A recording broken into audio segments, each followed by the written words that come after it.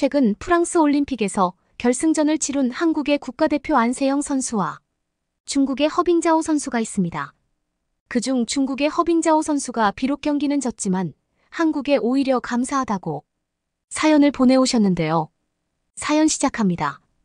수많은 관광객들이 방문하는 아름다운 서울의 한강공원. 여느 때와 다를 것이 없어 보이는 한강에 국가대표 유니폼을 입은 수십 명의 외국인 여성들이 발을 동동 구르며 무언가를 기다리고 있습니다. 그리고 바로 그 순간 한 외국인 여성은 무언가를 발견한 듯 호루라기를 불기 시작하는데요. 외국인 여성들의 시선이 향한 곳에는 놀랍게도 고가의 대회용 장비를 수십 개를 싣고 다가오는 차량이 보입니다.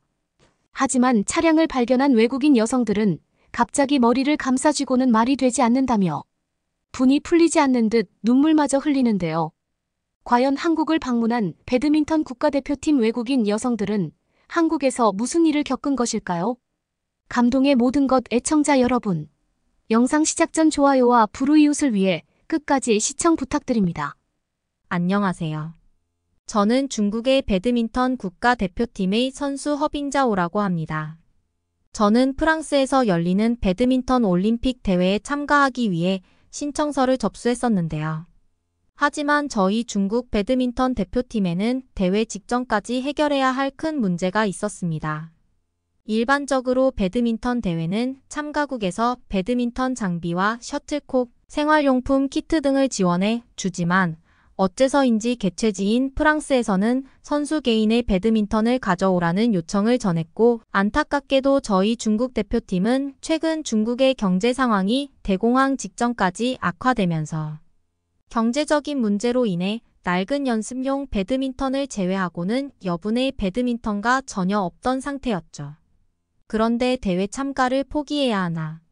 망설이던 그때 저희 대표팀에는 한국의 서울이라는 도시로부터 한 통의 전화가 걸려왔습니다. 어떻게 알았는지 몰라도 한강에서의 배드민턴 대여 사업을 정부와 함께 진행하고 있다던 한국인 남성은 저희 중국 대표팀에게 배드민턴 장비 일체와 생활용품 등을 무상으로 빌려줄 테니 직접 한국으로 와서 가져가라는 제안을 하더군요. 하지만 평소 한국이 아시아에서 제일 가난한 돈이 없는 나라라고 생각했던 저는 무료로 배드민턴을 빌려주겠다는 한국인 남성의 말이 도저히 믿어지지가 않았습니다. 일반적으로 선수용 배드민턴은 엄청난 최선진국이 아니라면 개인이 가지고 있는 경우는 거의 없기에 저는 한국이 이렇게나 부자의 나라였던가라는 생각에 큰 고민이 되었지만 결국 아무런 방법을 찾지 못해 약 한 달 뒤 저희 소속팀 동료들과 함께 한국으로 떠날 수밖에 없었습니다. 그런데 만약 배드민턴 장비를 받지 못하면 여행이라도 하고 오자는 생각에 그저 편한 마음으로 도착한 한국은 놀랍게도 저와 선수들의 선입견을 송두리째 바꾸고 말았는데요. 한국에 도착하고 제일 처음 놀란 건 어째서인지 한국이 중국은 물론 프랑스보다 훨씬 부자의 선진국처럼 느껴졌다는 사실입니다. 사실 배드민턴 대회 때문에 많은 나라들을 경험했었던 저는 공항 입구에 들어가자마자 노숙자는 물론 입국 심사에 무려 10시간 이상 걸리는 프랑스의 공항 시스템에 선진국 프랑스에 대한 환상이 완전히 깨져 있었는데 놀랍게도 한국은 프랑스와는 차원이 다른 수준의 공항 시스템을 가지고 있었기 때문인데요. 그 중에서도 너무나 신기했던 것은 공항에 있는 수많은 한국인들이 비행기 탑승을 대기하고 있던 공항 대기실이었습니다. 충격적이게도 한국의 공항 대기실에는 엄청난 고가의 TV가 설치되어 있었고 심지어는 대기 통로 바로 옆으로 아이들이 자유롭게 뛰어놀 수 있는 고급 놀이시설마저 있었기 때문인데요. 프랑스는 물론 다양한 유럽권의 나라들을 경험했었지만 공항에 아이들을 위한 놀이시설까지 있는 나라는 거의 볼 수가 없었고 심지어 더욱 놀라운 사실은 아이들은 자유롭게 놀고 있고 비행기 탑승을 기다리는 한국인 부모들은 그저 편하게 공항에서 TV를 보거나 컴퓨터를 이용하고 있었다는 사실입니다. 저는 크나큰 충격에 TV를 보고 있던 한 한국인에게 아이들이 떨어진 거리에서 놀고 있는 것이 걱정되지 않냐는 질문을 건넸지만 한국인 여성분은 황당하다는 표정만 지으면서 혼자 놀면 좋지요라는 이해할 수 없는 대답만 하시더군요. 그리고 저는 바로 그때 한국이 상상 이상의 치안 수준을 가지고 있다는 것을 피부로 느낄 수 있었습니다. 또한 공항 내부에서 처음 마주하게 된 아이들의 놀이 시설은 놀랍게도 중국에서는 단 한 번도 볼 수 없던 키즈카페라는 새로운 시설이었고, 저는 공항에 키즈카페가 있는 한국인들의 삶의 수준에 한국이 이렇게나 부자였나라는 생각이 들기까지 했어요. 실제로 제가 경험했던 독일의 공항에서는 키즈카페는커녕 일반적인 커피를 마실 수 있는 카페마저 없어서 공항 밖으로 무려 1시간이나 이동해 자판기 음료 커피를 마셔야만 했는데, 한국은 공항 내부에 키즈카페와 무료 인터넷 시설은 물론 심지어 자유롭게 풋살을 할 수 있는 풋살장까지 운영되고 있었죠. 한국은 이미 단순한 공항에서부터 그들의 높은 삶의 수준을 보여주는 것 같았고, 심지어 한 동료는 휴대폰으로 정보를 찾아보니 인천공항이 무려 선진국 공항 순위 1위에 랭크되어 있다는 충격적인 화면을 보여줬습니다. 그리고 저는 그제서야 한국으로 배드민턴 장비를 빌리러 왔다는 저의 선택에 기쁨에 눈물이 흐를 지경이었고, 곧바로 저희에게 배드민턴 장비를 빌려주겠다고 했던 수혁 씨에게 전화를 걸어 저희가 공항에 도착했다는 사실을 알렸는데요. 다행스럽게도 전화를 받은 수혁 씨는 능숙한 영어 통역이 가능했고, 저희에게 서울의 한강이라는 곳으로 오면 된다며 문자 메시지로 지도와 명함을 보내주셨습니다.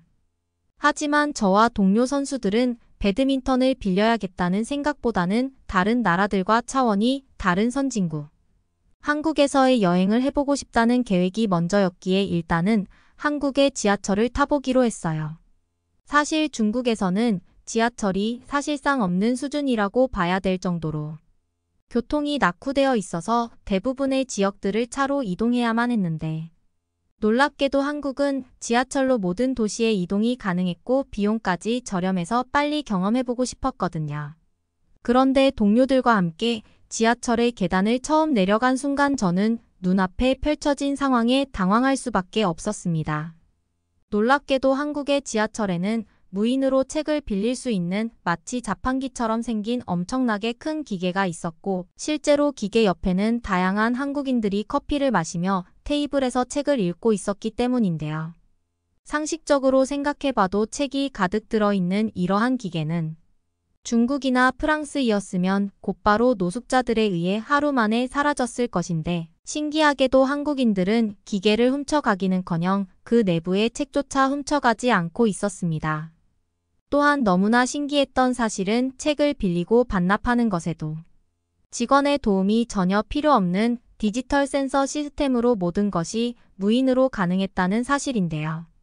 실제로 저희 대표팀이 처음 경험했던 지하철인 프랑스의 지하철은 단순한 음료수를 뽑아먹는 자판기마저 도난 시스템에 너무 취약해서 자판기 옆에 무려 3명 이상의 경찰이 있었는데, 한국은 도서관 자판기 옆에 경찰은커녕 그 어떠한 보안 요원도 배치되어 있지 않았습니다.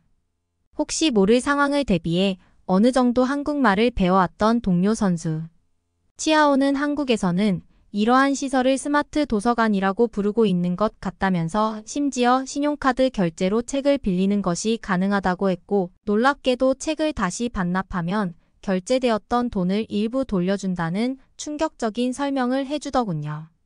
말 그대로 한국은 누구나 책을 읽을 수 있는 이러한 디지털 신문물을 지하철에 도입했던 것이었고, 저는 신용카드로 결제마저 가능한 지하철 스마트 도서관의 모습에 경악을 금치 못했습니다. 중국에서는 최근 길거리에 있는 단순 잡지를 파는 서점들이나 편의점마저도 범죄 집단에 의해 하루가 멀다 하고 도난을 당하고 있는데, 한국은 이러한 치안의 위험과는 거리가 먼 듯 그저 평범한 한국인들이 책을 결제해 지하철에서 읽고 있을 뿐이었고, 심지어 책을 빌린 지하철역이 아닌 다른 지하철역으로 가서도 반납이 된다는 충격적인 무인 시스템은 한국의 디지털 인프라가 얼마나 발달되어 있는지 그 수준을 보여주었죠.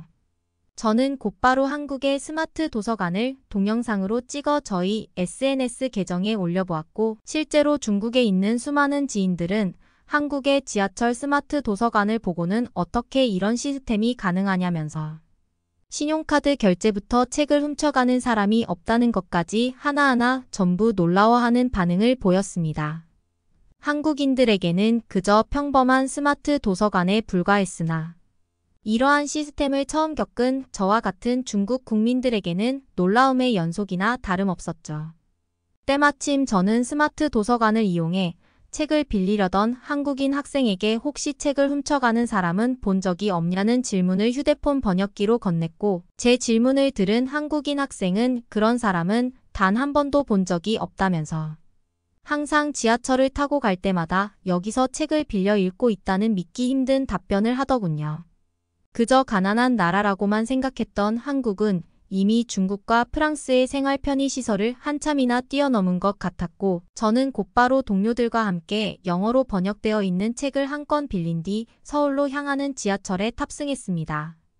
시원한 에어컨이 나오는 지하철 안에서 조용히 책을 읽고 있으니 마치 영화 속에 나오는 엄청난 선진국의 거주민이 된 것 같았고 특히 더욱 놀라웠던 것은 지하철 내부에서 소란스럽게 떠드는 한국인들이 거의 보이지 않았다는 사실입니다. 일반적으로 프랑스에서는 지하철은 물론 버스를 탈 때에도 항상 시끄럽게 노래를 부르거나 술을 마시는 행인이 있어서 뭔가 굉장히 불안한 기분을 느꼈는데 한국인들은 모두가 선진국 시민의식을 가진 듯 그 누구도 시끄럽게 떠들지 않고 있었죠. 하지만 한국의 놀라움은 여기서 끝나지 않았는데요. 지하철을 타고 약 30분 정도 이동해 한강공원 근처의 지하철에서 내린 저와 선수들은 지하철 입구로 나오자마자 펼쳐진 눈앞의 광경에 당황할 수밖에 없었습니다. 놀랍게도 그곳에는 한눈에 봐도 엄청나게 넓은 강이 아름답게 흐르고 있었고 심지어는 한강 근처로 다양한 녹지 공간과 운동시설까지 자리 잡고 있어서 수많은 한국인들이 이미 여유를 즐기고 있었기 때문인데요. 또한 더욱 신기했던 것은 바로 한강에서 자유롭게 배드민턴을 치며 여유를 즐기던 한국인들이었습니다.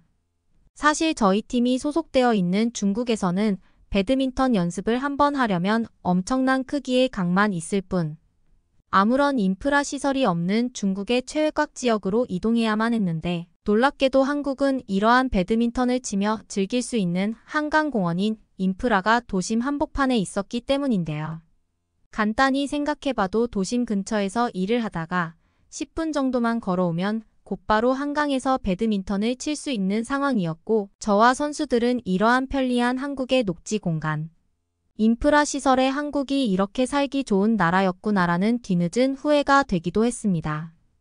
특히나 배드민턴은 스포츠 자체가 중국에서는 꽤 상당한 경제적 비용이 들어가는 고급 스포츠로 알려져 있는데 어째서인지 한강에는 이미 수십 명 이상의 한국인들이 자유롭게 배드민턴 대회를 즐기고 있었고 심지어 한강공원 한쪽에는 저렴한 비용으로 배드민턴 장비를 빌려주는 대여소까지 보였는데요. 한국은 누구나 편하게 배드민턴을 빌릴 수 있었고 심지어 대여해주는 배드민턴채와 셔틀콕, 보호대 등의 품질도 중국의 배드민턴 장비 용품보다 훨씬 상태가 좋아 보였습니다. 또한 중국에서는 배드민턴 연습을 할 때마다 전문적으로 강에 숨어 있다가 비싼 배드민턴 장비를 훔쳐가려는 범죄 조직마저 기승을 부리고 있는데 한강에서는 이러한 범죄 조직들을 전혀 볼 수 없었고 오히려 배드민턴을 치면서 한강을 바라보며 여유를 즐기는 한국인들의 평화로운 모습만 마주할 수 있었죠. 저와 선수들은 진짜 살기 좋은 선진국이 있다면 바로 이런 곳이 아닐까라는 생각이 들었고 왜 배드민턴 사업을 한다는 수혁 씨가 무료로 배드민턴을 빌려주겠다고 했는지 그때서야 이해가 되기 시작했습니다.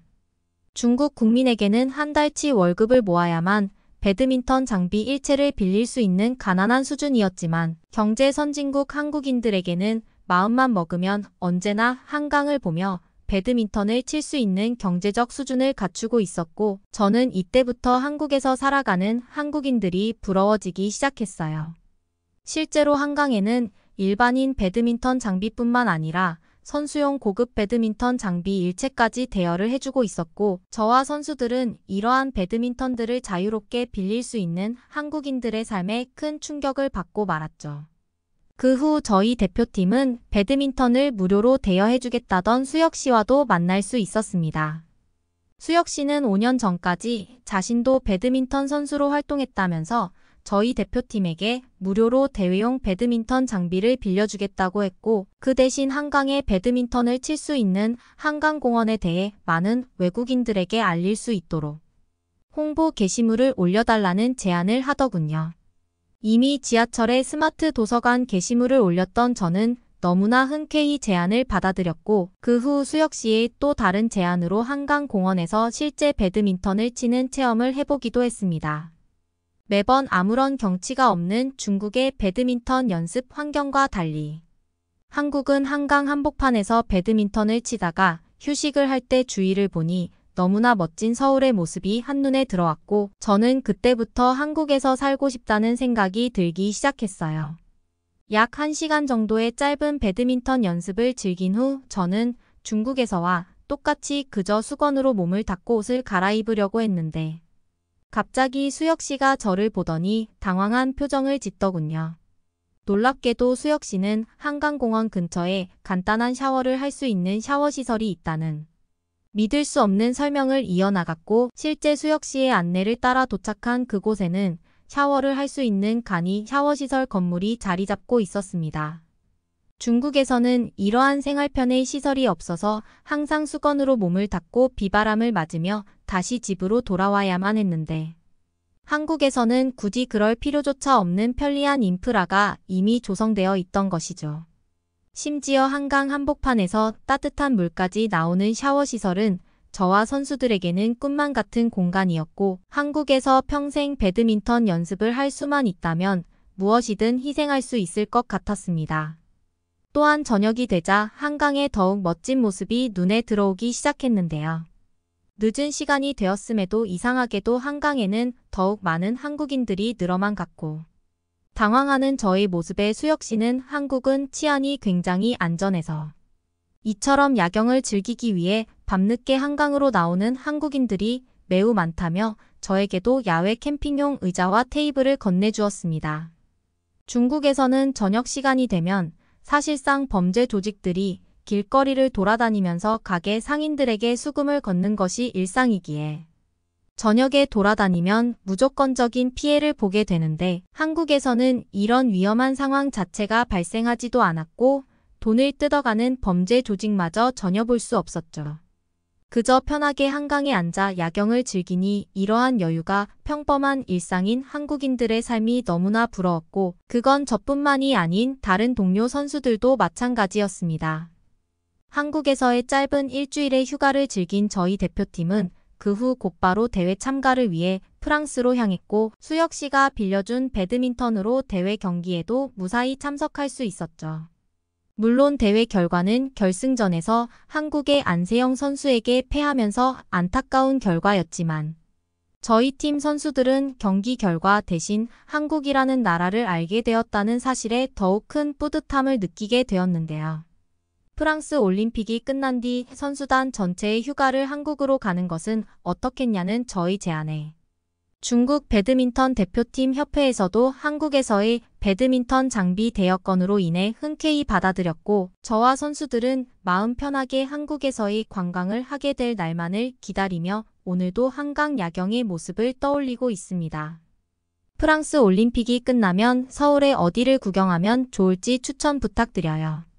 그러면 다음 사연으로 넘어가겠습니다. 아니, 제 가방을 대체 어디로 갖고 가시는 거예요? 여기는 한국의 한 지하철역. 일본에서 온 여성의 가방을 갑자기 낯선 한국인이 낚아채서 멀리 달아나 버립니다. 당황한 일본인 여성은 한국인을 급하게 쫓아가기 시작하는데요. 하지만 잠시 후 일본인 여성은 한국인에게 돈을 건네기까지 합니다. 대체 이 한국인은 왜 일본인 여성의 가방을 낚아챈 건지 한번 알아보러 가실까요? 안녕하세요.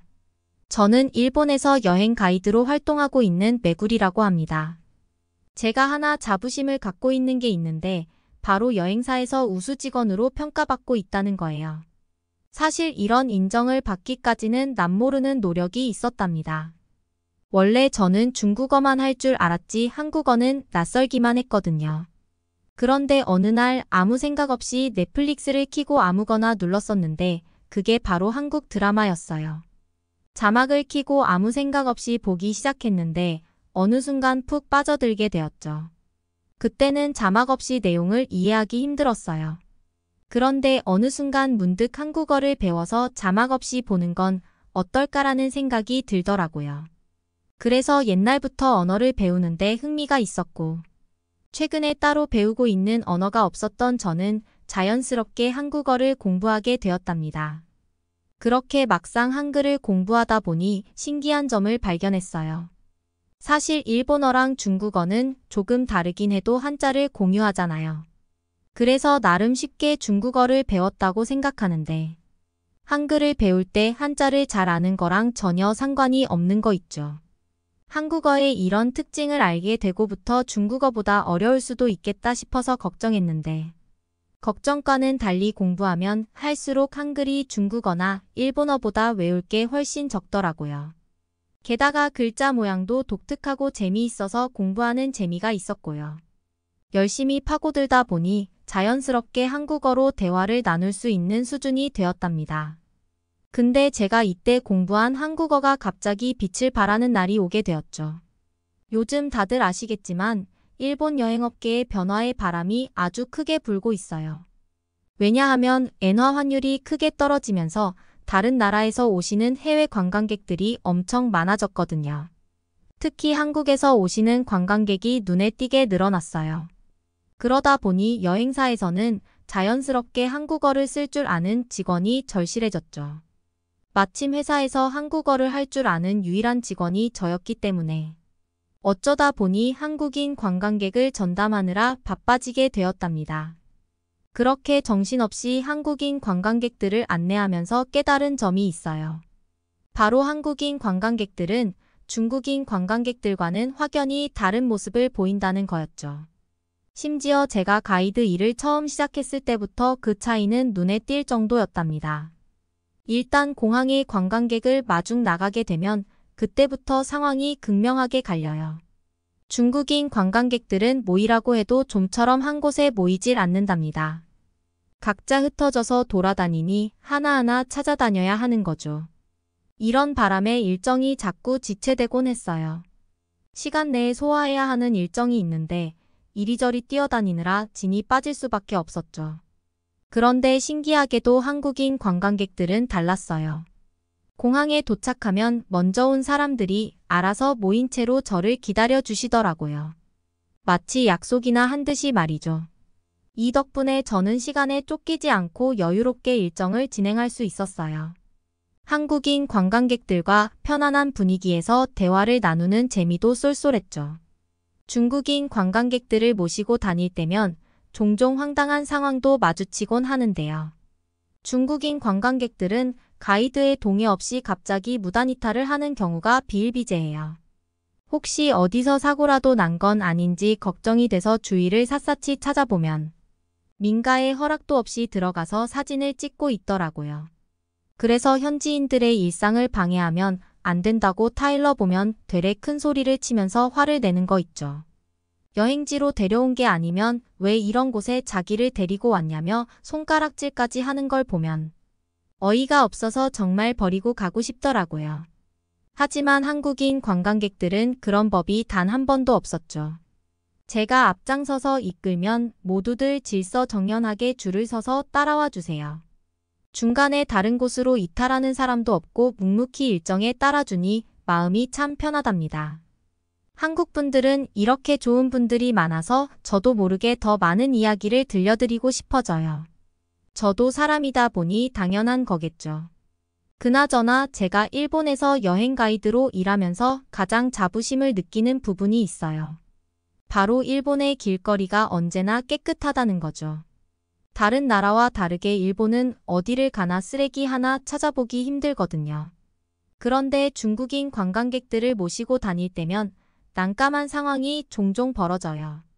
걸어다니면서 과자나 음료수를 먹는 경우도 굉장히 많고, 다 먹은 후에는 빈 봉지를 아무렇지 않게 바닥에 던져버리는 경우 말이죠. 이런 게 중국인들에겐 너무나 자연스러운 일인 모양이에요. 중국인 관광객들이 그럴 때마다 다른 일본인들의 눈초리가 제게로 쏠리곤 하는데 얼마나 난감한지 몰라요. 그 일본인들의 눈빛이 딱 저 중국인들을 왜 똑바로 관리하느냐는 눈빛들이었죠. 속으로 쥐구멍이라도 찾고 싶은 심정이 많이 드는데 그럴 때마다 저는 작게 한숨을 내쉬며 쓰레기를 버리고 있는 중국인 관광객들에게 다가가요. 욱하는 걸 꾹 참고 쓰레기를 함부로 버리면 안 된다고 정중하게 말씀드리면 그 중국인 관광객들은 저보고 쓰레기통이라도 가져와 놓고 그런 말을 하라는 식으로 말씀하시더라고요. 그럴 때면 정말 답답해서 다 버리고 뛰쳐나가고 싶은 게 한두 번이 아니에요. 하지만 저는 속으로 참을 인을 3번씩 외치며 인내심을 갖고 말 안 듣는 중국인들을 설득하려고 노력한답니다. 그렇게 중국인들을 가이드하다 보니 문득 한국인 관광객들도 중국인들처럼 쓰레기를 버리는 습관이 있는지 궁금해지더라고요. 그래서 한국인 관광객을 가이드할 때 조용히 몰래 한국인들을 살펴봤어요. 그런데 한국인 관광객들은 길거리 음식을 사 먹고 음료수를 마시면서도 단 한 명도 아무 데나 쓰레기를 버리는 사람이 없더라고요. 한국인들은 빈병이나 빈봉지가 생기면 곱게 접어 말끔히 주머니에 넣어 다녔고 가이드를 하다가 쓰레기통을 발견하면 그제서야 쓰레기를 버리는 거 있죠. 그 모습을 보면서 한국은 어떤 시민의식을 갖고 있기에 쓰레기를 이렇게 버리는 건지 신기했어요. 거기다가 한국인 관광객들을 살펴보면서 또 깨달은 점이 있었어요. 음료수를 다 마시지 못하고 남긴 한국인 관광객이 있었는데 저는 당연하게도 그 쓰레기를 저한테 주고 버려달라고 부탁을 할 줄 알았거든요. 그런데 그분은 제 예상을 깨뜨리고선 근처 화장실에 들어가더니 음료수를 모두 쏟아버리고 나오는 쓰레기통에 넣더라고요. 이 모든 게 당연하다는 듯이 자연스럽게 행동하는데 정말 깜짝 놀라 감탄할 수밖에 없었답니다. 언제는 한번 제가 가이드 일을 하면서 정말 큰일 날 뻔한 적이 있었어요. 그때 일을 떠올리면 아직도 아찔하답니다. 그날 중국인 관광객들과 함께 횡단보도 앞에서 신호를 기다리고 있었거든요. 그런데 중국인 관광객들 중 한 명이 갑자기 짜증을 내더니 신호를 왜 기다려야 하냐면서 답답하다고 불만을 터뜨리는 거예요. 계속 제가 조금만 기다려주시면 안 되냐고 말렸는데도 들은 척만 척하면서 제 말을 무시하더니 갑자기 무단횡단을 시도하는 거 아니겠어요. 그 광경을 보고 저는 깜짝 놀랄 수밖에 없었어요. 이대로 가다간 정말 큰 사고라도 날 것 같은 상황이었거든요. 저도 모르게 차도로 뛰어들어 관광객의 팔을 잡아 끌었는데 조금만 더 늦었으면 저와 그 관광객은 아마 차에 치여 죽지 않았을까 생각이 들더라고요. 하지만 다행히 차들이 멈춰서면서 가까스로 위험을 모면할 수 있었죠. 운전자분을 보니 금방이라도 폭발할 것 같은 표정이었어요. 일본인들은 웬만해서는 다른 사람한테 화를 내지 않는데 누가 봐도 간신히 화를 참는 표정이었죠. 저는 얼른 고개를 숙여 연신 사과를 드렸답니다. 중국인 관광객이 저지른 일인데도 가이드인 제가 대신 머리를 숙여 사과할 수밖에 없는 이 상황이 너무 억울하더라고요. 참고 참다가 결국 그날 밤 집에 가서 밤새 울었던 것 같아요. 만약 한국인 관광객들과 함께였다면 이런 일을 겪지 않았을 거란 생각이 자꾸만 들었고 이렇게까지 일을 해야 되나 싶기도 하면서 가이드 일을 그만둬야 하나 고민까지 하게 되더라고요. 이렇게 우울하게 있으면 안 될 것 같아서 며칠 뒤 오랜만에 절친한 친구 미나를 만났어요. 미나는 호텔에서 객실 관리 일을 하고 있는 친구예요. 저희는 근처 카페에 자리를 잡고 근황을 나누기 시작했죠. 그러다 미나가 요즘 엔화 환율 덕분에 호텔에 한국인과 중국인 관광객들이 많이 묵는다는 얘기를 꺼냈어요. 저도 공감이 되는 부분이었죠. 미나에게 중국인 관광객과 한국인 관광객은 어떤 차이가 있냐고 물어보려던 참이었는데 그 전에 미나가 먼저 요즘 너무 힘들다며 하소연을 쏟아내기 시작하더라고요. 미나는 중국인들이 묵고 나면 객실에서 특유의 냄새가 진동한다고 말했어요. 썩은 내 같기도 하고 무슨 냄새인지도 모르는 냄새 때문에 청소하기가 너무 힘들다고 하더라고요. 게다가 중국인 관광객들이 쓰레기를 아무데나 버려서 객실이 엉망진창이 된다는 거 있죠. 침대 위나 바닥 할 것 없이 온갖 쓰레기들이 나뒹군다고 하더라고요. 제가 그 얘기를 듣는데 미나에게 존경스러움까지 느껴졌어요. 미나한테 그걸 어떻게 맨손으로 치우냐면서 대단하다고 얘기했더니 미나는 고개를 절레절레 저었답니다. 그러면서 죽어도 맨손으로 만질 수 없어서 아주 긴 집게를 가지고 쓰레기를 하나하나 집어 담는다고 했어요.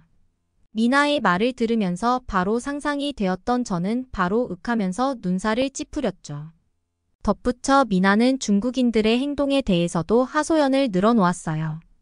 호텔 로비 같은 공용장소에서 옷을 훌렁훌렁 벗어던지는 경우가 부지기수라는 거예요. 보기만 해도 불쾌해서 차라리 눈을 감고 다니고 싶다더군요. 정말 말만 들어서는 실제로 있는지 믿기지 않는 장면들이었죠.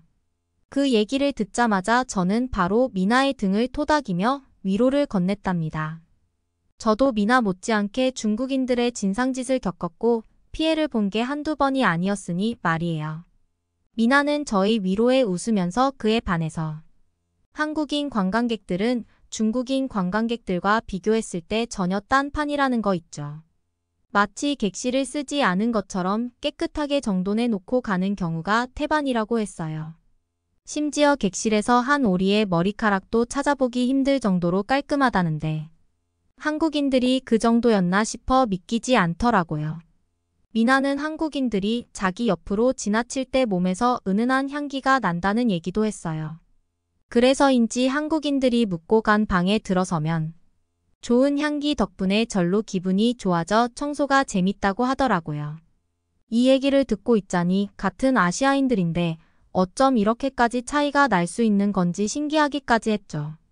미나의 말을 듣고 있자니 외국 관광객들이 일본에서 돈을 쓰고 가서 일본이 발전할 수 있다고 해도 중국인들은 정말 필요 없으니 제발 안 왔으면 좋겠다는 생각을 했답니다. 이 말을 미나한테 하니까 미나도 공감된다면서 빵 터지더라고요. 저는 미나에게 이번 휴가 때 뭐 할 계획이냐고 물어봤어요. 미나는 잠시 고민하더니 이번에는 꼭 해외여행을 가보고 싶다고 말하더라고요. 사실 저도 예전부터 미나와 같은 생각을 하고 있었는데 이때다 싶었죠. 그래서 같이 둘이서 해외여행을 가는 게 어떻겠냐고 물어봤답니다. 미나의 얼굴에 환한 미소가 번졌어요. 주저없이 좋다고 대답하면서 얼른 여행지를 정하고 항공권을 예약하자고 하더라고요. 저는 그동안 한국인 관광객들을 보면서 도대체 한국이 어떤 나라길래 사람들의 시민의식 수준이 이토록 높은지 궁금했답니다. 그래서 미나한테 같이 한국에 가보는 건 어떻겠냐고 물어봤죠. 제 제안에 미나는 망설임 없이 고개를 끄덕였어요. 한국이라면 비행기로 2시간이면 갈 수 있으니 딱 좋은 선택이 될 거라면서요. 저희는 얘기 나온 김에 바로 한국행 항공권을 끊어버렸답니다. 한국 여행을 가기 전까지 저는 이미 잡혀있는 가이드 일정들을 소화해야만 했어요. 제 앞에 놓인 스케줄표를 힐끗 보니 남은 일정이 중국인 관광객과 한국인 관광객 일정으로 잡혀져 있더라고요. 중국인 관광객이라는 글씨를 보자마자 저도 모르게 한숨이 새어나왔어요. 도대체 이번에는 또 어떤 일이 벌어질지 걱정이 되더라고요. 그나마 중국인 관광객으로 꽉 차 있는 것보단 낫겠다 싶어 긍정적으로 생각하기로 했죠. 그렇게 저는 중국인 관광객을 담당하고 있었는데 신기하게도 이번 중국인 관광객들은 제법 얌전한 편이었어요. 제 안내에 잘 따라와 주는 게 아니겠어요. 이렇게 보니 여행 가기 전에 힘들지 않도록 하늘이 저를 도와주는 건가 싶은 생각이 들더라고요. 하지만 그 기쁨도 잠시 갑자기 한 중국인 관광객이 가게 점원에게 동전을 던지면서 소리를 질러대는 게 아니겠어요. 저는 화들짝 놀라 달려갔죠. 도대체 무슨 일이냐고 물었더니 그 중국인 관광객은 씩씩거리면서 일본은 왜 이렇게 동전이 많으냐고 저한테 따져 묻더라고요. 심지어는 일본은 중국처럼 QR코드로 결제도 못하는 후진국이라면서 저한테 대놓고 못 박아버리는 거예요. 앞으로는 일본에 다시는 오지 않겠다는 말까지 내뱉으면서 제게 삿대질을 해댔죠. 너무 억울해서 저도 한마디 하고 싶은 심정이었지만 그럴 경우 상황이 걷잡을 수 없이 싸움으로 번질 게 불보듯 뻔했어요. 그래서 입을 꾹 닫은 채 죄송하다는 말만 남기고 가이드 일정을 끝마쳤답니다. 마음속에서는 부글부글 분노가 치밀어 올랐지만 표정 하나 바꾸지 않으려고 이를 악물어야 했죠. 다음 날은 한국으로 떠나기 전 마지막 스케줄이었어요. 한국인 관광객을 모시는 일정이었죠. 중국인이 아닌 한국인이라는 사실이 그렇게 다행스러울 수가 없더라고요. 하지만 전날의 일 때문인지 밤새 울어서 그런지 눈이 퉁퉁 부어 있었어요. 그 상태로 하루 종일 가이드 일을 해내야 한다는 게 막막하게 느껴졌죠. 그런데 그런 제 마음을 아셨는지 할머니 뻘 되시는 한국인 관광객분께서 저에게 다가오시는 거예요. 혹시 힘든 일이 있느냐고 새롭게 물어봐 주시면서 힘들면 쉬엄쉬엄 가도 된다고 따뜻하게 말씀해 주시더라고요. 그러더니 갑자기 제 손에 귀여운 젤리 한 봉지를 쥐어주시는 게 아니겠어요. 순간 감동을 먹어서 눈시울이 뜨거워지더라고요. 이렇게 따뜻한 관광객은 제가 여태 가이드 하면서 정말 손에 꼽을 정도였거든요. 어제에 비해서 정말 저를 사람으로 대해주신다는 생각에 감정이 주체가 안 되더라고요. 눈물이 왈칵 쏟아질 것만 같아서 재빨리 화장실로 달려갔답니다. 거기서 얼마나 한참을 울었는지 몰라요. 생각했던 대로 그날 하루는 별다른 사건 사고 없이 무사히 일정을 마칠 수 있었어요. 역시 한국인 관광객들은 뭔가 달랐어요. 중국인들을 모실 때 느끼는 그 불안감이나 걱정이 전혀 없더라고요. 그저 즐겁고 편안한 마음으로 제 일을 할 수 있었죠. 드디어 잡혀있던 모든 가이드 일정을 끝마치고 다음날 미나와 함께 한국행 비행기에 몸을 실었어요. 인천공항에 도착해서 자동 출입국 심사대를 통과하는데 저는 깜짝 놀랄 수밖에 없었답니다. 이렇게 빠르고 편리하게 입국 절차를 마칠 수 있다니. 다른 나라로 해외여행 갔을 때 경험해보지 못한 일이었거든요. 신기한 마음에 입이 떡 벌어지고 말았죠. 그런 제 모습을 보고 미나가 다가와 말을 걸더라고요. 한국을 절대 무시해선 안 된다면서 말이에요. 한국은 이렇게 편리한 서비스뿐만 아니라 최근 한국 여권의 위상이 세계에서 두 번째로 높아졌다는 거예요. 그 말을 듣고 저는 또 한 번 놀라지 않을 수 없었어요. 솔직히 한국이 대단한 나라라는 건 알고 있었지만 이 정도일 줄은 몰랐거든요. 공항을 나서자마자 저희는 약속했던 대로 맛있는 걸 먹으러 가기로 했어요. 미리 알아둔 맛집이 있는 역으로 가려면 지하철을 타야 했죠. 그런데 막상 지하철역에 도착하고 보니 눈앞에 펼쳐진 광경에 입을 다물 수가 없었어요. 지하철역이 너무나 넓고 쾌적했거든요. 일본의 지하철역과는 차원이 다른 모습이었죠. 게다가 표를 사려고 보니 요금이 깜짝 놀랄 만큼 저렴하더라고요. 일본 지하철에 비하면 말도 안 되게 싼 가격이었어요. 지하철에 탔을 때도 저희는 감탄할 수밖에 없었답니다. 차량 내부가 일본 지하철에 비해 훨씬 넓고 쾌적했거든요. 대체 왜 일본 지하철에서는 이런 한국 지하철의 장점을 안 들여오는지 이해가 안 됐다니까요. 그렇게 신기한 점 투성이인 지하철을 타고 가는데 한 가지 눈에 띄는 광경이 있었어요. 다리가 불편해 보이는 할아버지가 의자 쪽으로 다가가자 앞자리에 앉아있던 젊은 남자분이 벌떡 일어나더니 자리를 양보하는 거예요. 할아버지는 고마운 마음에 연신 고개를 숙여 인사를 하시더라고요. 사실 일본에서는 남에게 자리를 양보하는 행위 자체가 신뢰가 될 수 있어서 좀처럼 보기 힘든 광경이거든요. 그런데 한국에서는 누구나 당연하다는 듯이 주저없이 배려하는 모습을 보이는 게 정말 신선하게 느껴졌어요. 그렇게 흐뭇해하면서 목적지에 도착했는데 출구로 나가려고 보니 눈앞에 엄청 많은 계단이 보이는 거 아니겠어요. 무거운 캐리어를 들고 언제 저 높은 계단을 어떻게 올라가나 싶어서 한숨부터 나왔죠. 엘리베이터를 찾아야 하나 주위를 두리번거리고 있는데 그때 갑자기 한 남자분이 다가오시는 거예요. 키도 크고 근육질인데다 너무나 멋있어 보이는 분이었죠. 그분이 갑자기 우리 앞에 서더니 도와주겠다고 말씀하시는 게 아니겠어요. 제 캐리어와 미나의 캐리어를 번쩍 들어 계단을 빠르게 올라가 버리시는 거예요. 저희는 깜짝 놀라 얼른 뒤따라갔어요. 사실 예전에 유럽 여행을 갔을 때 어떤 사람이 저한테 묻지도 않고 마음대로 제 가방을 들더니 나중에 돈을 요구했던 일이 있었거든요. 그때 기억이 나는 바람에 저도 모르게 주머니에서 지갑을 꺼내 그분께 돈을 건네려 했어요. 그런데 그분은 손사래를 치시면서 괜찮다고 하시는 거예요. 그러곤 환하게 웃으시더니 가볍게 고개를 숙여 인사를 하고 떠나셨죠.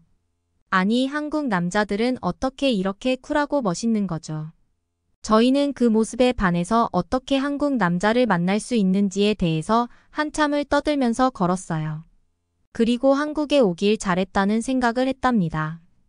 그렇게 미나와 저는 한국에 오기 전부터 꼭 한번 맛보고 싶었던 음식을 먹으러 향했어요. 그 음식이 뭐냐면 바로 소뚜껑 삼겹살이었죠. 그렇게 삼겹살집에 도착한 저희는 둘이서 먹기 딱 좋을 것 같아서 삼겹살 2인분을 주문했어요. 그랬더니 몇 분 후에 직원분이 커다란 소뚜껑을 들고 오시더니 그 위에 삼겹살과 김치, 그리고 양념된 콩나물을 올려주시는 거 있죠. 소뚜껑 위에서 고기가 노릇노릇 구워지는 모습이 너무 신기해서 이리저리 사진을 찍어댔답니다. 고기가 적당히 익어가자 직원분이 다가오셨어요. 그러더니 정말 친절하게도 저희 접시에 삼겹살과 김치, 콩나물을 듬뿍 올려주시는 거예요. 먹어도 된다고 말씀해 주시기까지 하셨죠. 그릇 위에 이렇게 직접 올려주시기까지 하는 서비스를 보고 저희 둘은 감탄했는데 잠시 후 더 깜짝 놀랄 수밖에 없었어요. 접시에 담긴 고기를 한 점 집어 먹어봤는데 감탄사가 절로 나오는 맛이었거든요. 기름기 많은 삼겹살이 자칫 느끼할 수도 있는데 볶은 김치와 콩나물 덕분에 느끼함은 싹 사라지고 오히려 양념이 입혀진 듯한 맛이 났어요. 게다가 소뚜껑에 구웠더니 고기가 쫄깃하면서도 껍질은 바삭한 식감까지 느껴지는데 1인분을 더 시킬 수밖에 없었다니까요.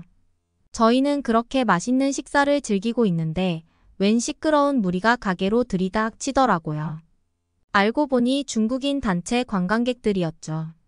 중국인 관광객들이 오기 전까지만 해도 저희끼리 조곤조곤 이야기를 할 수 있을 정도였단 말이죠. 그런데 중국인 관광객들은 목에 기차 화통을 삶아 먹었는지 거의 소리를 지르면서 얘기를 하더라고요. 덕분에 저희도 목이 터져라 소리를 질러야 겨우 상대방한테 들릴 수준으로 가게 안이 시끄러워졌어요. 그걸 눈치챈 직원분께서도 결국 중국인 관광객들한테 다가가시더니 조용히 해달라고 웃으면서 부탁하시더라고요. 하지만 그 중국인 관광객들은 대답만 열심히 하더니 오히려 더 큰 소리로 떠들기 시작하는 거 있죠. 그거 보고 진짜 사람인가 싶었다니까요. 이 광경을 지켜보는데 중국인들은 일본에서도 이런 식으로 행동하더니 한국에서도 다를 바가 없구나라는 생각이 들었답니다. 저런 무례한 관광객들을 상대해야 하는 한국 사람들이 얼마나 힘들까 하는 연민까지 생기더라고요. 문화와 정서가 다른 건 이해하지만 그래도 기본적인 예의는 지켜야 하는 게 아닐까요? 저런 기본도 없는 중국인들을 보면서 한숨만 나왔답니다. 그렇게 저희는 중국인 진상들을 마주쳤지만 그래도 한국에서는 아주 행복하게 여행을 마무리하고 일본으로 올 수 있었어요. 대체 어떻게 하면 중국인들의 저런 진상짓을 마주치지 않을 수 있을까요? 꿀팁을 알려주시면 감사하겠습니다. 그러면 다음 사연으로 넘어가겠습니다. 제발 제가 시험장에 들어갈 수 있게 해주세요. 여성은 시험장 입구에서 사람들을 붙들고 울면서 사정을 합니다. 하지만 사람들은 규정이라서 어쩔 수 없다면서 단호하게 거절합니다. 여성은 그 자리에 주저앉아서 눈물을 흘립니다. 과연 이 여성에게는 어떤 일이 있었던 걸까요? 안녕하세요. 라오스에서 온 키슈나입니다. 저는 딸 야오닌과 어머니와 3명이서 라오스에서 살고 있었어요. 라오스는 베트남과 미얀마 등 가난한 동남아 국가로 손꼽히는 나라이기 때문에 저희 집도 많이 가난하였습니다. 저는 남편이 일찍 사고로 죽게 되어 혼자서 우리 3가족의 생계를 책임지며 작은 공장에서 일을 하고 있었습니다. 하지만 이 지긋한 가난 속에서 그저 하루하루 근근히 살아갈 뿐이었습니다. 그러던 어느 날 딸 야오닝은 갑자기 어지러워서 쓰러지는 일이 자주 벌어지기 시작했어요. 병원을 가보았지만 원인을 모르겠다고만 했습니다.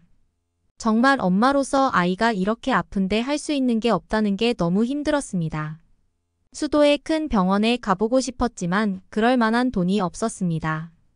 저는 기운이 없어서 한숨을 쉬며 공장에서 일을 하고 있었는데 옆자리에 동료가 무슨 일이냐고 물어봤어요. 딸 아이가 아픈데 큰 병원을 가자니 돈도 없고 할 수 있는 게 없다면서 눈물을 흘렸습니다. 주변에 있던 다른 공장 사람들도 그 말에 참 안타까워했습니다. 다들 가난하고 힘든 삶을 살고 있기 때문에 비슷한 사정이었습니다. 그러던 중 한 명이 이야기를 꺼냈습니다. 요즘 한국만 가면 우리가 받는 월급의 20배는 더 번다는 이야기였어요. 저는 그 이야기에 솔깃해져서 한국에 가서 일을 하려면 어떻게 해야 하냐고 물어봤어요. 그러자 한국어 능력 시험을 통과해야 하는데 이게 1년에 한 번 있는데 정말 힘들다고 했습니다. 저는 이리저리 한국어 능력 시험에 대해 알아봤는데 200점 만점인 이 시험에 180점 이상 받으면 통과가 된다고 했어요. 그리고 이 시험을 통과한 사람들이 한국에 구직 신청을 하면 한국의 회사에서 연락이 와서 그 회사에 가서 일을 하면 된다고 했습니다. 물론 일을 선택할 수도 없었지만 숙식도 제공해주고 5년간은 한국에서 일할 수 있어서 통과만 한다면 라오스에서 10년 넘게 벌어야 할 돈을 벌 수도 있다고 했습니다. 하지만 한국어라니 학교도 중학교밖에 나오지 않은 제가 다른 나라의 언어를 공부한다는 게 상상이 안 되었어요. 게다가 한국어 학원을 다니는데 돈이 꽤 많이 들었어요. 하지만 제가 할 수 있냐 없냐는 중요한 것이 아니었습니다. 이 가난에서 우리 가족을 구해야 했고 아픈 아이를 고치고 싶었습니다. 그래서 혼자 공부하는 건 힘들어서 주말에만 학원을 다니기로 했습니다. 주말 동안 하루 종일 학원에서 열심히 배운 것을 평일에 일하고 돌아와서 밤에 복습을 했습니다. 방이 단칸방이었기 때문에 저는 주방에 불을 켜고 작은 상을 펴고 교재를 열심히 공부하였습니다.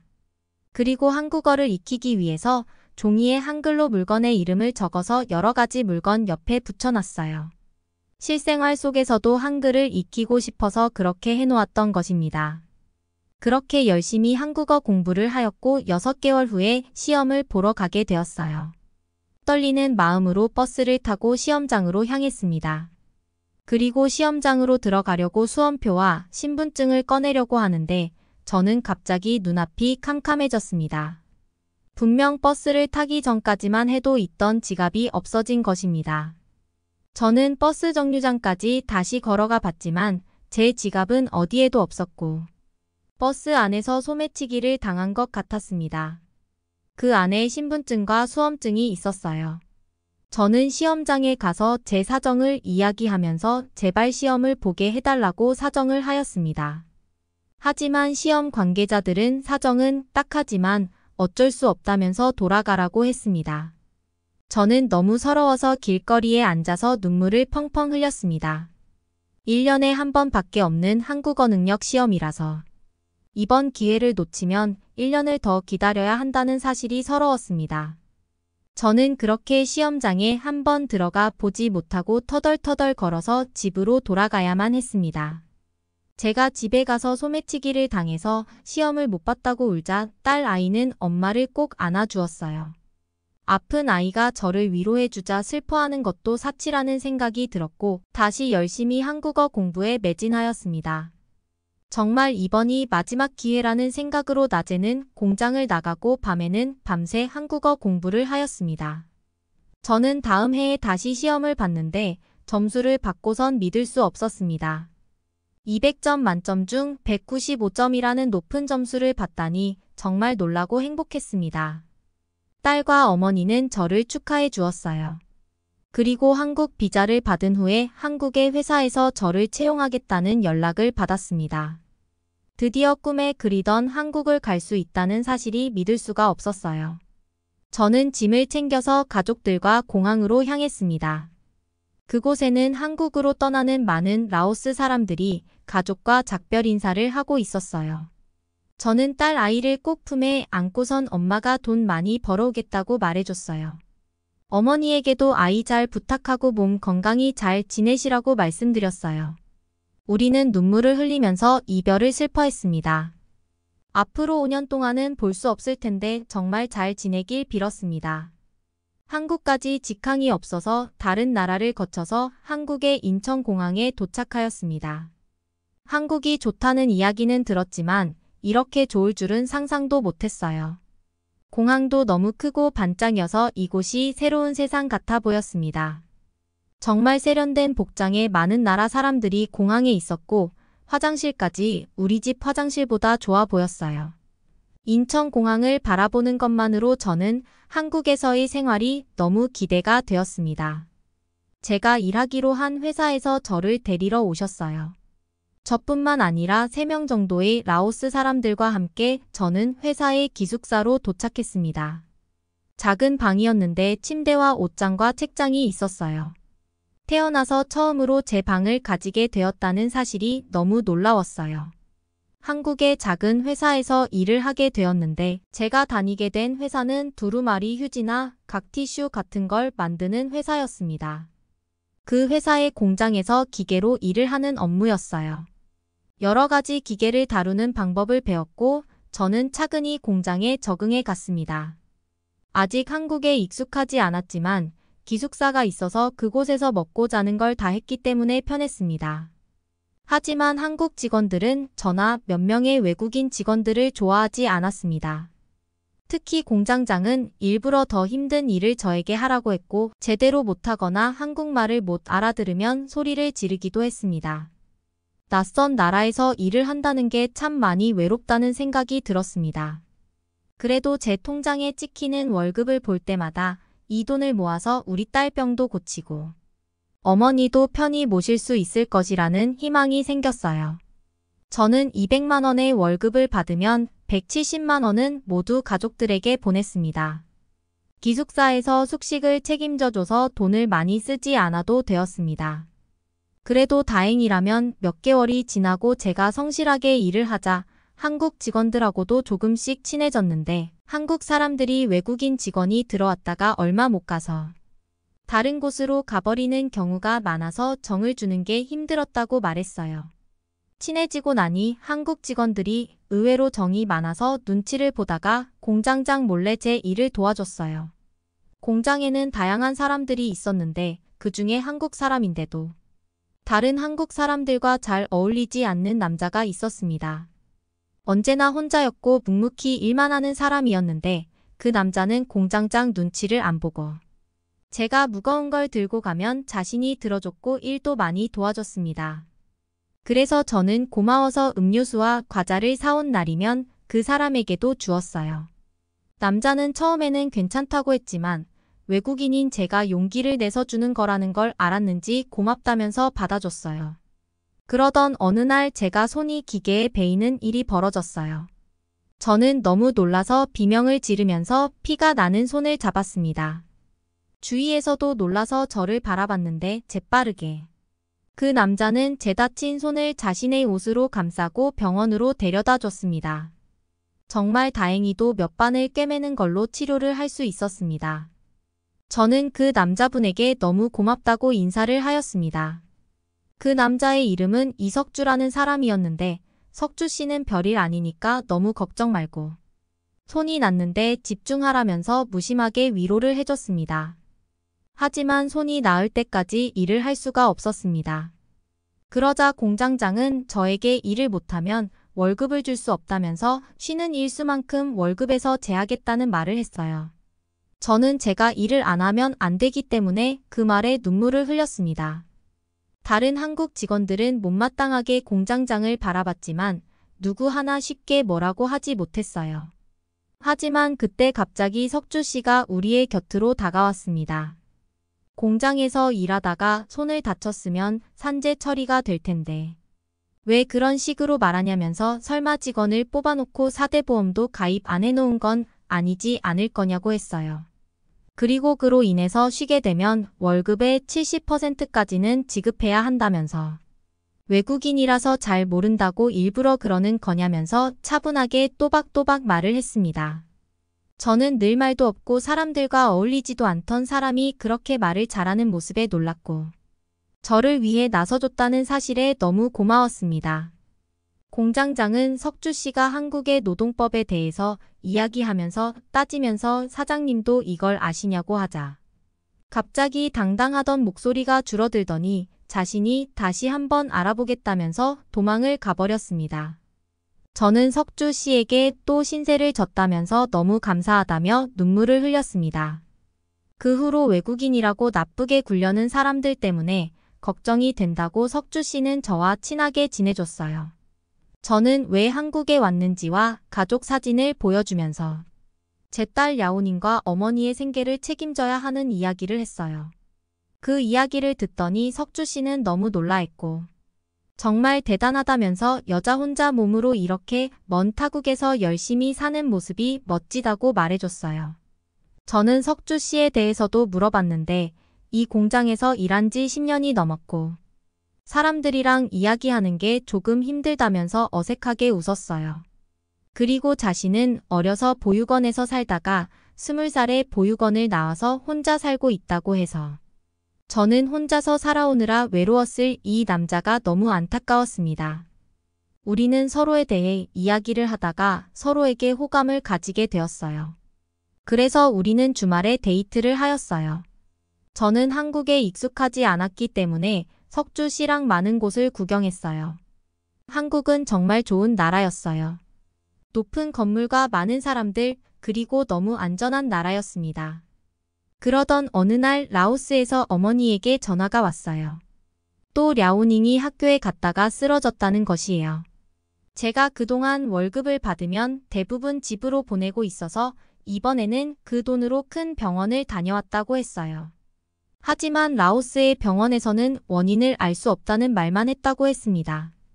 상황이 이렇게 되자 정말 어떻게 해야 할지 몰랐어요. 지금 라오스로 달려가서 딸을 안아주고 싶었어요. 석주 씨는 한국으로 랴오닝과 어머니를 초청하는 건 어떨지 물어봤어요. 한국 병원에 검사를 받아보자는 것이었습니다. 전 그럴 수만 있다면 그보다 좋을 수는 없다고 했어요. 석주 씨의 도움으로 딸과 어머니를 한국으로 오게 할 수 있었습니다. 공항에서 만난 어머니와 랴오닝은 처음 비행기를 타봐서 조금 피곤해 보였습니다. 그래도 엄마를 오랜만에 봤다고 달려와서 제 품에 안기는 딸을 보니 너무 행복했어요. 저는 어머니에게 오면서 불편하지 않았냐고 물어보자. 한국 항공기를 탔는데 승무원들이 너무 친절하고 아이가 지루해할까 봐 색연필과 색칠 공부책도 줬다고 하셨어요. 저는 엄마와 딸에게 석주 씨를 소개했고 석주 씨는 쑥스러운 미소로 인사를 했어요. 우리는 그 길로 바로 병원으로 향했습니다. 병원에서 피를 뽑고 여러 가지 검사를 하였습니다. 제품에 꼭 안겨있던 아이는 검사를 할 때마다 무서웠는지 눈물을 터뜨렸어요. 의사 선생님은 결과가 일주일 후에 나오니 그때쯤 다시 오라고 하셨습니다. 병원에서 나와서 우리는 함께 처음으로 삼겹살을 먹으러 갔어요. 삼겹살을 시켰는데 김치며 상추 같은 채소가 잔뜩 나온 걸 보고선 어머니는 이거 음식이 너무 많이 나온 거 아니냐고 하실 정도였어요. 된장찌개와 밥도 같이 시켰는데 한국의 쌀은 라오스에서 일반적으로 먹던 길쭉한 쌀이 아니고 밥이 찰기가 있어서 신기해 하셨어요. 점원분이 불판에 불을 붙이고 고기를 올려주셨고 고기를 잘 구워서 익혀주셨어요. 한국 직원분은 딸 아이가 귀엽다면서 웃으면서 인사를 해주셨어요. 아이는 말은 못 알아들었지만 자신에게 웃어주는 모습에 같이 웃었어요. 저는 그 친절함이 감사하게 느껴졌습니다. 어머니에게 상추에 고기를 올려서 입에 넣어보시라면서 드렸어요. 어머니는 쌈을 함께 먹더니 너무 맛있다면서 놀라셨어요. 야오닝에게는 고기를 조금 더 작게 잘라서 후 불어서 밥 위에 올려줬는데 정말 맛있게 먹었어요. 석주 씨는 그 모습이 귀여운지 계속 고기를 아이의 밥 위에 올려주면서 좋아했어요. 오랜만에 가족과 석주 씨까지 함께 맛있게 식사를 하게 되자 참 행복한 시간이었습니다. 일주일 동안 석주 씨는 야오닝과 어머니를 한국의 여러 곳을 구경시켜 주었어요. 말은 안 통했지만 맛있는 걸 먹게 해주고 싶어 하고 한국의 좋은 곳을 보게 해주고 싶어 하는 마음이 느껴졌어요. 어머니도 석주 씨가 좋은 사람이라고 말했고 야오닝도 처음에 어색해하던 것과는 달리 석주 씨를 잘 따랐어요. 저는 그 모습을 보면서 정말 석주 씨가 많이 좋아졌습니다. 그리고 떨리는 검사 결과가 나오는 날이 왔습니다. 석주 씨도 함께 병원에 와서 결과를 들었어요. 의사 선생님은 혈액에 헤모글로빈이 많이 부족한 상태라고 했습니다. 그래서 아이가 빈혈이 심한 상태인데 영양이 부족해서 그런 것 같다면서 철분제와 함께 빈혈에 좋은 음식을 같이 먹으면 충분히 나을 수 있다고 했어요. 저는 심각한 병이 아니라는 말에 너무 다행이라고 생각했습니다. 하지만 영양이 부족했다는 말에 야오닝에게 너무 미안해서 마음이 아팠습니다. 내 가난이 아이가 빈혈이 되게 만들었다고 생각하니 피눈물이 날 것 같았습니다. 그런데 한국의 병원은 정말 말이 안 되게 병원비가 적게 나와서 놀랐습니다. 저는 돈이 많이 나올까 걱정이 많았는데 검사비에 약국에서 받아온 약까지 해도 몇만 원밖에 안 나와서 이게 정말 맞나 놀랄 정도였습니다. 한국에서 약을 받아서 어떤 음식을 많이 먹어야 할지에 대해 배우신 후에 어머니와 딸은 라오스로 돌아갔습니다. 정말 한국에서 같이 살 수 있으면 얼마나 좋을까 생각했지만 그건 쉽지 않은 일이었습니다. 또 한 번 엄마랑 헤어져야 한다는 걸 안 야오닝은 처음보다는 이별을 받아들이는 것 같았어요. 저는 입국장으로 들어가는 두 사람을 바라보면서 눈물을 흘렸습니다. 두 사람이 조국으로 돌아간 후에 열심히 일을 했습니다. 제가 할 수 있는 일은 돈을 열심히 벌어서 잘 살게 되는 일밖에 없다고 생각을 했습니다. 그렇게 2년이 흘렀을 때쯤 석주 씨가 갑자기 프러포즈를 했어요. 갑자기 꽃다발을 사와서 제게 주면서 결혼하자고 해서 저는 너무 놀랐어요. 왜냐하면 그 전까지 잘 지내기는 했지만 결혼에 대해서는 전혀 생각하는 것 같지 않았거든요. 그런데 석주 씨가 자기가 어머니와 야오닝이 돌아가는 모습을 보면서 생각이 많았다고 합니다. 두 사람을 한국으로 오게 하려면 돈이 많이 필요할 텐데 자기가 가진 게 너무 없었다면서 그동안 열심히 돈을 저축하였다고 했어요. 그래서 지금은 예전부터 모아둔 돈으로 작은 전셋집과 가게를 낼 수 있을 정도로 돈이 모였다고 합니다. 결혼해서 랴오닝과 함께 한국에서 행복하게 살자고 했어요. 저는 석주 씨가 이렇게까지 생각하고 있을 줄 몰랐는데 정말 눈물이 났습니다. 우리는 5년 전에 결혼해서 공장을 그만두고 둘이 같이 모아둔 돈으로 동네에 마트를 열었어요. 한국 음식도 팔지만 저같이 동아시아 사람들이 동남아 쌀과 식료품을 살 수 있도록 같이 팔고 있어요. 그리고 온라인으로 상점도 열어서 택배로 배달도 해줬어요. 성실한 남편은 물건을 열심히 진열하고 판매를 하였습니다. 저도 하루도 빠짐없이 정말 열심히 일을 하였습니다. 야오닝도 한국에 와서 잘 지내고 있어요. 한국 초등학교를 다니고 있는데 요즘은 한국어도 많이 늘었어요. 석주 씨는 제 딸을 자신의 딸처럼 대해줬어요. 세상에 가족 하나 없던 자신에게 이렇게 가족이 생겨서 너무 행복하다고 자주 말합니다. 비록 비자 문제로 어머니까지 한국으로 오셔서 사실 수는 없었지만 우리는 라오스의 어머니에게 잘 지내실 수 있도록 집도 사드렸어요. 그리고 휴가 때 함께 어머니를 찾아가서 즐거운 시간을 보낼 수 있었습니다. 우리 마트는 점점 잘 되어갔고 성실하게 장사를 하는 우리를 많은 손님들이 찾아주셨어요. 한국으로 올 때만 해도 죽은 듯이 돈만 벌어야겠다고 생각했어요. 그런데 한국에서 석주 씨를 만나서 아이의 병도 고치고 결혼해서 우리 가게를 가지고 잘 살게 되리라고는 생각도 못했어요. 내년쯤이면 좋은 곳은 아니지만 전세가 아니라 우리 집도 가질 수 있을 것 같아요. 제가 라오스에서 한국어를 공부하려고 용기를 가지지 않았다면 지금 어떻게 살고 있을까요? 저는 지금 너무 행복하고 미래를 꿈꿀 수 있는 한국에서의 삶에 감사드립니다. 이번에 아이 여름방학 때 어디를 데리고 가면 좋을지 추천 부탁드려요.